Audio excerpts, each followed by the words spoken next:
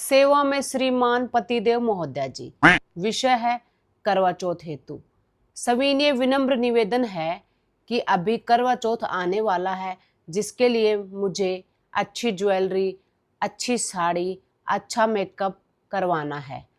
तो आप मुझे 10,000 रुपये देने का कृपया कष्ट कीजिए।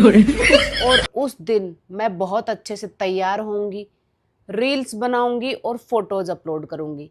जिस वजह से मैं थक जाऊंगी, तो अपने और अपने परिवार वालों के खाने का इंतजाम आप खुद कीजिए।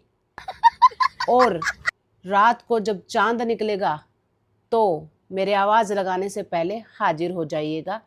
और हाँ, मेरे लिए बढ़िया सा गिफ्ट लाना मत भूलिएगा, नहीं तो करवा चौथ का त्योहार युद्ध में बदलने में ज़्यादा समय नहीं लगेगा। धन्यवाद।